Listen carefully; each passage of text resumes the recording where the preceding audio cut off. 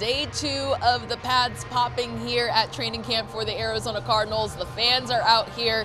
The countdown is on to Canton. This time next week, 12 Sports will be in Canton, Ohio, getting ready for the Hall of Fame game and, of course, Larry Fitzgerald's induction into the Hall of Fame. And that's when the hits get even more real. And we heard from second-year cornerback Will Johnson earlier today. He said his welcome to the NFL moment last year came against the Rams in Week 14 when Puka Nacua went off for 167 yards and 2 touchdowns. Johnson said he's never given up passes like that in that game. That was the first time he'd done something like that in his football career. He and head coach Mike LaFleur, who remember was the offensive coordinator for the Rams at the time, they've talked about that game.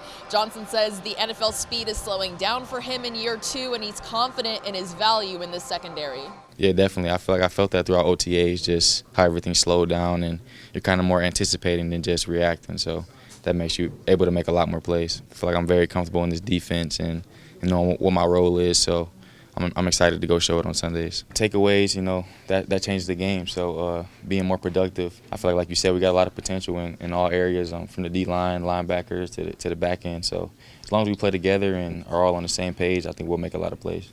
The Cardinals and Panthers 1 week from tomorrow right here on 12 News for the Hall of Fame game, and Larry Fitzgerald finally getting enshrined into the Pro Football Hall of Fame. We are your all-access pass all week, taking you behind the scenes along for the ride with Larry Legend. The new offensive coordinator, Nathaniel Hackett, says he expects competition to always be brewing. He wants his guys to want the ball, and if they don't get the ball, he wants them to be mad. Michael Wilson and Marvin Harrison Jr., of course, are the top 2 receivers, but Wilson's coming off a breakout season, finishing with over 1,000 receiving yards and 7 touchdowns, but yards after catch is an area he says he wants to improve on this year, his 4th in the league.